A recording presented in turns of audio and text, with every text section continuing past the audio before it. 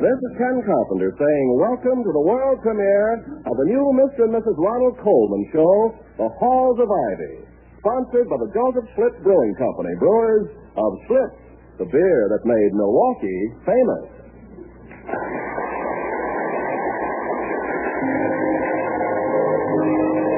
Now, The Halls of Ivy.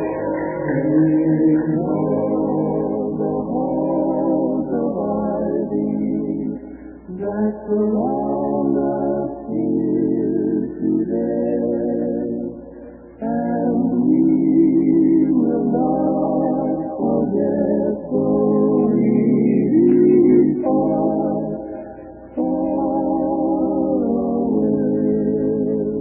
Welcome to Ivy, the town of Ivy, and Ivy College.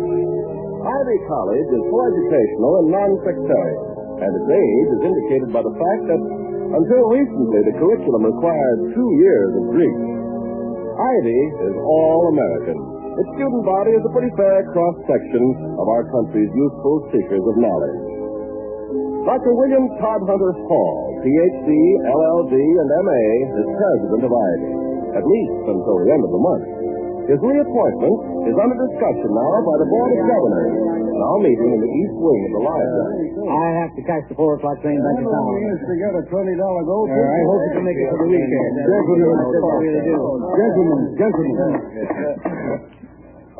Gentlemen, we have one more item of business on our agenda, and an important one. It concerns the reappointment of Dr. Hall as president. Hardly a matter for controversy. Later time, President. It shouldn't take long. Gentlemen, it seems to me, as chairman of this board, that Dr. Hall's record is so eminently satisfactory that there can be no serious obstacle in the way of his confirmation. His 6 years of service has... Mr. Wellman? Yes. What about Mrs. Hall? Mrs. Hall is the nicest woman on the country. Anything else to worry about? Everybody. Gentlemen. What about Mrs. Hall, Mr. Wellman? Well, I've nothing against the lady personally, but it seems to me that I mean, Mrs. Hearsay, of course, and I don't ordinarily pay much attention to student gossip. Will you please get to the point, Mr. Wellman, if there is one? There is one. To put it bluntly, there is some doubt in my mind whether a man whose wife is an ex-actress and a musical comedy actress at that is the right woman. I mean, if he is the right man to be president of a college like Ivy with a conservative tradition. Gentlemen, please. Mr. Wellman has raised a point which, however seriously it should be taken, does have a bearing on Dr. Hall's reappointment. My personal feeling, for your information, is that Mrs. Hall's charm and sympathy for and with the younger element is a definite advantage to Dr. Hall's work. This is one opinion. You may hold contrary ones. But I should like to confine the discussion to a period of 1/2 hour. At that time, we will vote for or against reappointment. Mr. Merriweather? Mr. Chairman, I'm not an Ivy alumnus. I just happen to be a filthy, rich, old man who's dropped some fairly large sums of money on your campus. Wait a minute, Merriweather. The dignity of this whole Dignity, my foot. Gentlemen, if you please, gentlemen. Order, please. May I remind you that appointing a president of this college is a serious matter, and any pertinent discussion should also be serious. The question of Dr. Hall's fitness is a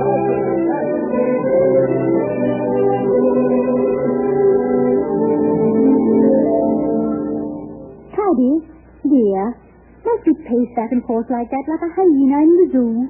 A hyena? That's a rather rude comparison, Victoria. A hyena is a nasty animal. If we must be zoological, let me be something a little more noble. A tiger. A lion. That's what you are, the king of the beasts. Well, thank you. And like a lion, you must be brave, dear. My dear woman, bravery in a college president, even in a former college president. Oh, don't say that. Oh, it could happen. But as I was saying, bravery in a college president is a superfluous virtue, and practically the only virtue not absolutely required. If the governors of this college... what do you suppose they're doing at their wretched board meeting? Playing parcheesi? Temper, Toddy, temper. Successful college presidents never lose their tempers. I know. And, will you please try not to call me Toddy? even in these sacred precincts. Someday you'll use it in front of some eager young beaver in the School of Journalism, and 3 weeks later they'll find me at my desk with a hole in my head and a smoking pistol in my hand. I'll try, dear. I know what the cheerleaders will do with it, too. Tell me, how did they notify you that you were to be booked for another term? Booked is hardly the word, Victoria. I am not a juggling act. Well, we all have our professional phrases, dear. Sometimes... Well, here it is. Te morituris salutami. What does that mean? It means, here's mud in your eye from we who are about to be reappointed or not. Latin. Well, let's get it over with. I'll let them in. You be busily reading your fan mail or something. Hello, Mrs. Hall. Gee, I'm glad you're home. Can you give me a few minutes? Well, frankly, Pushy, it is rather an awkward time. But what's the trouble? Oh, it's that waltz clog I'm doing in the junior follies. I can't seem to remember it. Could you brush me up a little? Ask them in, Victoria. Yes, dear. Come in, Pushy. It's Pushy Morgan. Gee, I'm sorry to bother you all the time, Mrs. Hall. But the way you explain things are clear as crystal. When I get up at rehearsal, Oh, hello, Dr. Hall. Hello, Morgan. Did you bring a message from the Board of Governors? No, sir, I don't. No, I've been trying to teach him a dance for the junior follies, William. A waltz clog. He wants to brush up a bit. Really? Now? Yes, sir. Well, pull that rug aside, Pushy, while I put a record on. What are we using? The sidewalk of New York, remember? Am I in the way? Certainly not, dear. Just stand over there by the piano. Pushy has an unfortunate habit of flinging his feet sideways. It makes for a very loose line in the chorus. Now, watch. See? Don't concentrate about too much. Control yourself. There's economical movement. Move the shoulders as little as possible. Now try it. Gee, it sure looks easy when you do it.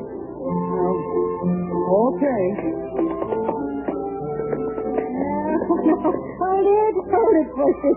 Stop the music, will you please, William? Gladly. And may I say, Morgan, I don't think you do too badly. Oh, thank you, sir. Oh, I know I'm no Fred Astaire, but Mrs. Hall is a wonderful teacher. How was I doing wrong, Mrs. Hall? Well, your balance is all wrong, Pushy. Oh. That's how I shift my weight. See? Now, here's what you're doing. Oh, I think I see what you mean. Look, more like this, huh?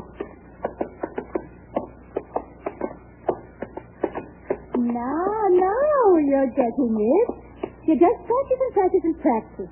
Try to think of your upper body and arms wrapped up like a mummy. Be tight. Oh, I get it. I think I know now. Oh, thanks, Mrs. Hall. This is going to be the best show we ever had, Doctor. I'm looking forward to seeing it, Morgan. Are you one of the leads? He is the lead, William. He sings even better than he dances. Oh, I'd better. This whole thing scares me to death. When I think of opening night and me doing the waltz clog in front of all those people, gee, I'd almost rather be back in Okinawa. Almost, that is. Okinawa? Were you... Yes, he was, dear. Now you keep practicing, Pushy, and we'll get to work on that third act scenery day after tomorrow. Okay. And thanks a lot, Mrs. Hall. With you helping us, this thing is really in the bag. Bye, Doctor. A good day, Morgan. Remember, wrapped up like a mummy. I'm sorry I interrupted your question, Toddy, but Pushy doesn't talk much about his war experience. He has the Medal of Honor, Purple Heart, Silver Star, and a few other things, you know. Oh, I didn't know. I'm glad to hear about it. I'm inclined to lose sight of the fact that they're not all youngsters under my care. When I... Oh, here, let me help. Pull the rug over a bit, will you, dear? Over here? A bit more. That's it. Now, what were you saying? What was I... Oh, yes. This reappointment. You do want to be reappointed, don't you, Toddy? I mean, William. Yes, I do. And largely on account of boys like Pushy Morgan. When I address the student body or any part of it, I can see how the world has moved since I went to college myself. In my day, we went to college for fun and to fill in a few years between high school and making a living.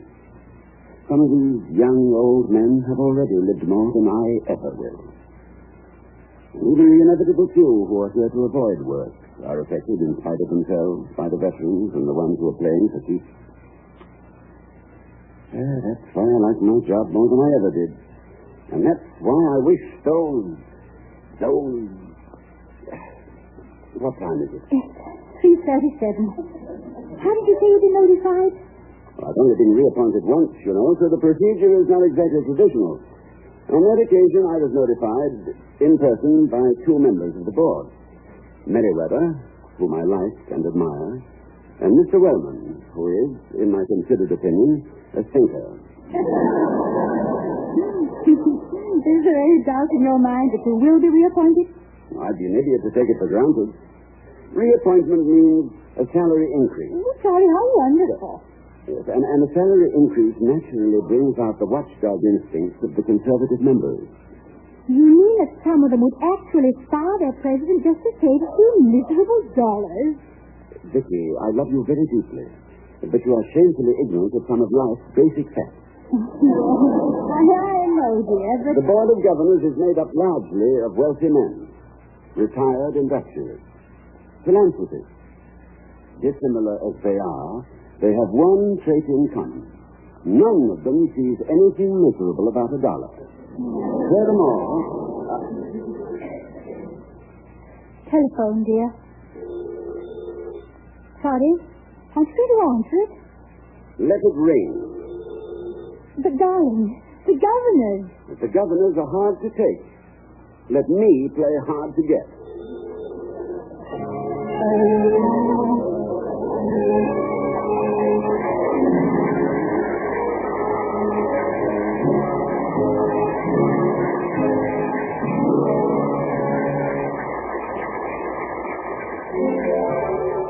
I was curious. I tasted it.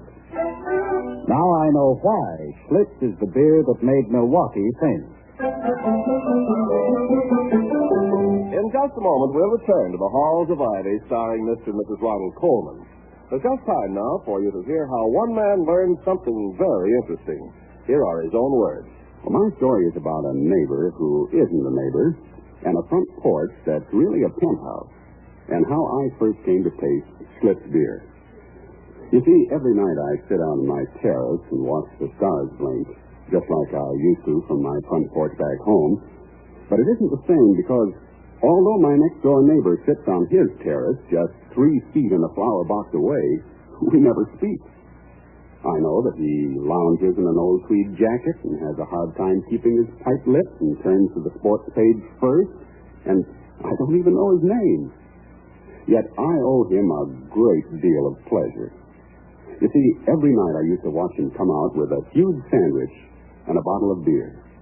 And every time he sipped that beer, there was always the same expression on his face.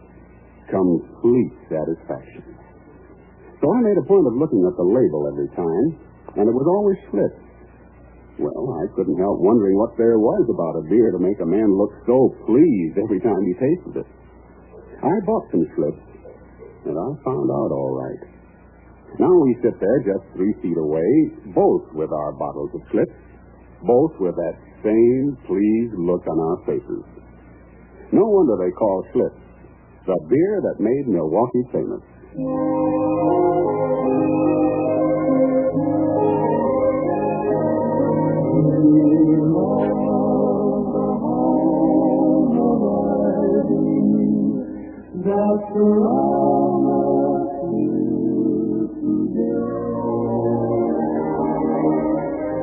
As we rejoin the Halls of Ivy, pardon me, the phone's ringing.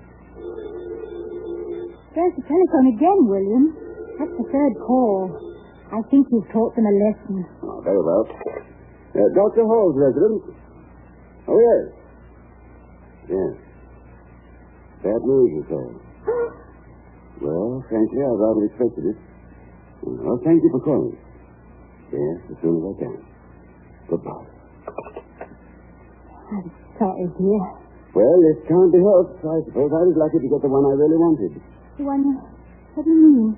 What did they say? Well, they said they just got a copy of Wiener's book on cybernetics I ordered. 2 of the others I wanted are out of print. The Board of Governors said that? No. The campus bookshop. Remind me to pick... Oh. You thought... Yes. I thought they'd let you go.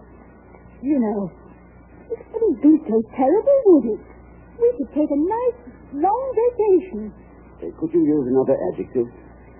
What is brief or enjoyable or the usual well-earned? Oh, you wouldn't be out of work very long, darling. You're a good college president. You're the best college president I know. Thank you.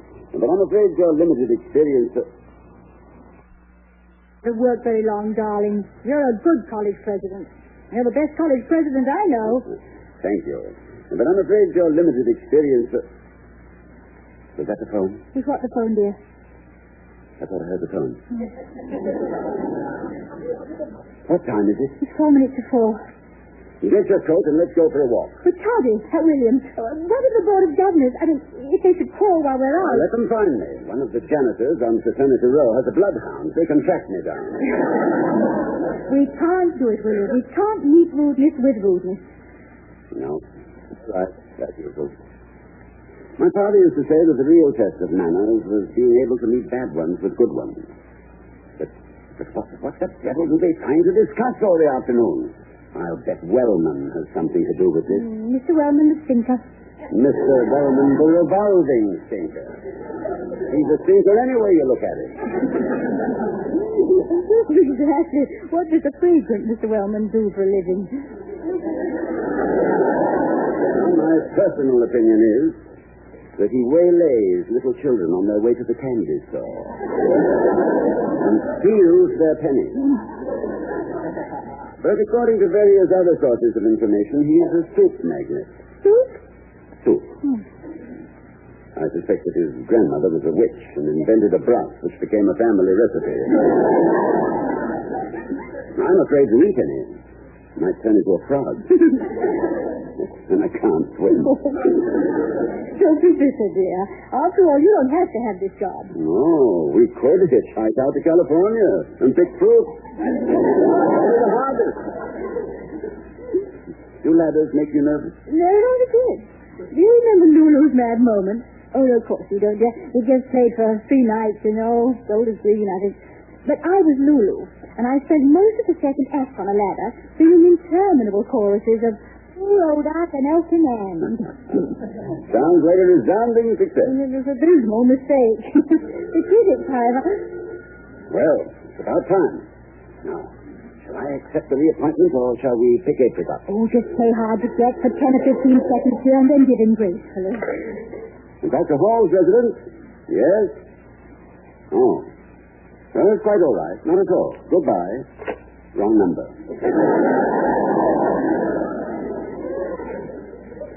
What time is it?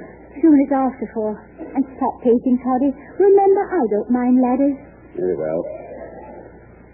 Lulu. May I call you Lulu? It would be a little presumptuous. You never saw me as Lulu, which you may count among your blessings. I saw you as Mary and Give Them Tears in London. That's all any man could ask. Give Them Tears. Oh, I'd love to play it again. It was a lovely play, wasn't it, darling? If you do it again, I'd like to play the vicar. I could do it, you know. I saw it 27 times. And you bought your own tickets on a professor's salary. My sabbatical year turned out to be a theatrical 5 months. You were very kind to the visiting American, Vicky. The visiting American was very refreshing, Toddy. It was fun. Teaching you how many shillings in a pound, how to eat fish and chips, a Lambeth walk. Have you noticed me in the audience? Ever? I mean, before... Oh, my dear. I saw you every time after the first one. And then, the night my maid told me there was a gentleman. Yes, there's a Mr. All wants to see you. A yank by the looks of him. What did you want, Penny? I don't know, he didn't say, but he's a pleasant-spoken man and nice-looking. None of the ordinary run-the-back stages. Oh, I'll see you.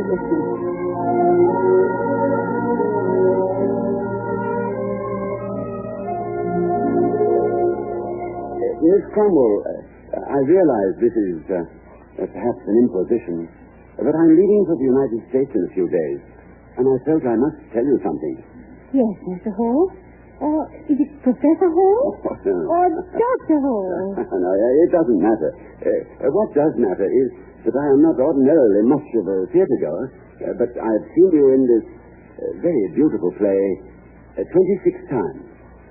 And I feel that I have been lacking in simple courtesy had I not told you in person how much genuine pleasure you have given me.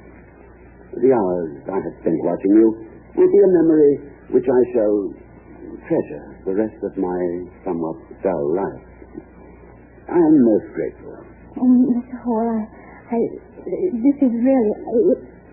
Penny, go away. Oh, yes, please. Please sit down, Mr. Hall. Thank you, but, I've been told this is a rather inconvenient time to visit backstage. My ignorance of the theatrical procedure... Your ignorance of the rules, Mr. Hall, is rather refreshing. And you don't want an autographed photo, or endorsement of some brand of petrol, or to discuss a tentative new motion picture over a late supper. No, none of these things. No, I merely wish to say thank you. I might also say that dressing room views of one's favorite actress are popularly supposed to be disillusioning. I'm always glad it helps shake a superstition in the head. Oh, well, I'm glad I'm your favorite actress, Mr. Hall. You're becoming my favorite audience. Tell me, why did you wait so long to come and tell me all these nice things? Well, frankly, I hadn't the courage until tonight. And the thought of going home without hearing you speak to me in person was simply intolerable. So, thank you once more. Don't go, Mr. Hall. Sit down again. I want to talk to you some more. Anyone who thinks as highly of me as you do and says so beautifully is to me a very stimulating conversationalist.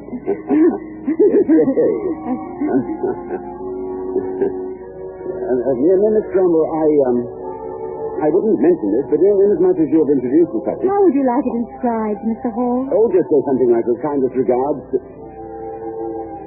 Well, how did you know what I meant?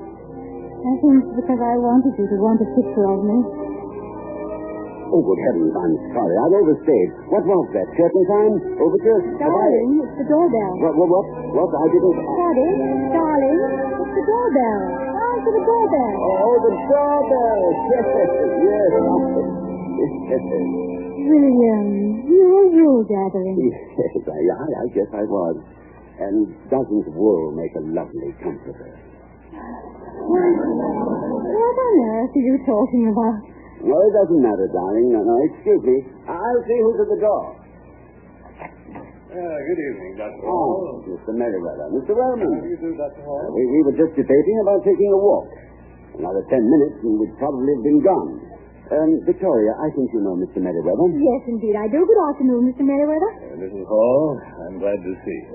About time all. Excuse me, Mr. Merriweather, but I'm afraid Mrs. Hall hasn't met Mr. Wellman. Victoria, may I introduce Mr. Clarence Wellman? How do you do, Mr. Wellman? Mrs. Hall, we haven't met before, formally. But I remember you from 1934, I think. In England, Golders Green, in Lulu's Mad Moment. Was that the one where I played the witch brewing a wicked broth that turned men into frogs? No, dear, no. Lulu's Mad Moment was where you spent most of the second act on the ladder, remember? That's it, the ladder. I'll have to admit, Mrs. Hall, that you were interesting. But that play, how long did it run? Run, Mr. Wellman, is much too vigorous a word. It tottered for 3 days and fell down dead. Did you have the fortune, good or bad, to see Lulu's Mad Moment, Mr. Merriweather? No, I didn't, Mrs. Hall. But I saw Give Them Tears 5 times in New York.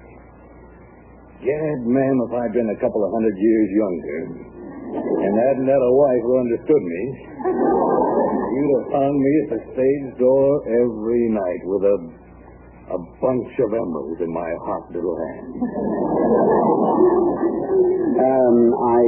I don't like to intrude on your memoirs, gentlemen, but could I serve you any refreshments? You mean tea, Dr. Hall?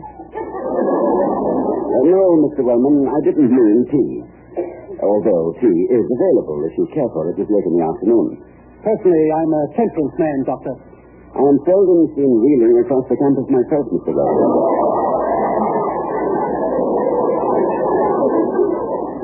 May I get you something, Vicky? No, thank you, William. Apologies for keeping you waiting, Doctor. Waiting for what, Mr. Merriweather? Waiting for what? Don't you realize today is the deadline for your reappointment as president of Ivy, Dr. Hall? Oh, gracious. So it is. William, did you hear? Yes, I did. Well, I knew you wanted to type the stew around about it all. Right temperament, the president of Ivy always said so. Well, thanks, you're the committee. Tell the man. Dr. Hall, I have been requested by the Board of Governors to inform you of your reappointment as president of Ivy College for a further term of 5 years. With more money, too, so you... I'm the committee of one. Go ahead and commit. Stop stalling around. For a further term of 5 years, Doctor, with an increase in stipend of $2,500. Thank you, Mr. Rowland. Does this mean, William, that we can't go to California? I'm afraid so, dear. But possibly on our vacation we can pick an orange. Must you go, gentlemen? Yes, got to get home, Doctor. Come on, friends. Night, Doctor. Congratulations. To you and to the college. Thank you. Night, Mrs. Hall. Good night. And thanks for being so kind and patient with my nephew. Your nephew? Pushy Morgan. Oh. Stumblebum. Yeah, you taught him how to know his left foot from his right. He's crazy about you. Oh. So am I. Come on, Wilma. What are you stalling around for? Good night, Doctor. Good night, Mr. Hall. Good night. Good night.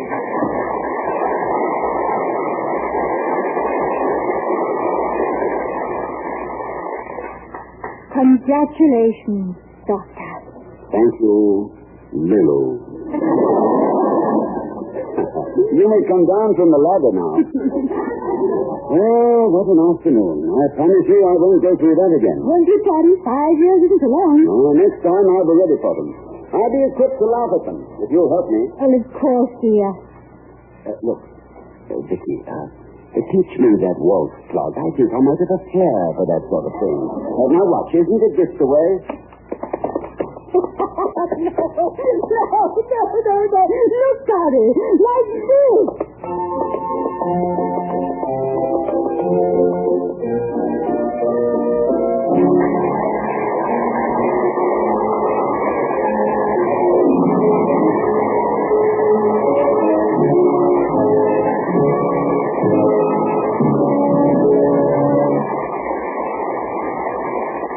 Mr. and Mrs. Colman will be back in a moment. I was curious. I tasted it. Now I know why Schlitz is the beer that made Milwaukee famous. And here again are Mr. and Mrs. Ronald Colman. Thank you. Good night, everyone.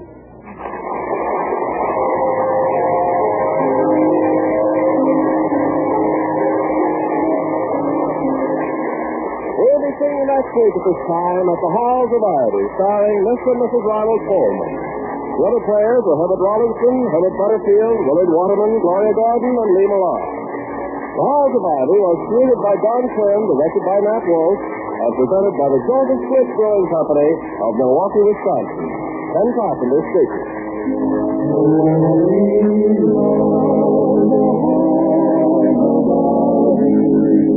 Like the long of years today, and we will not forget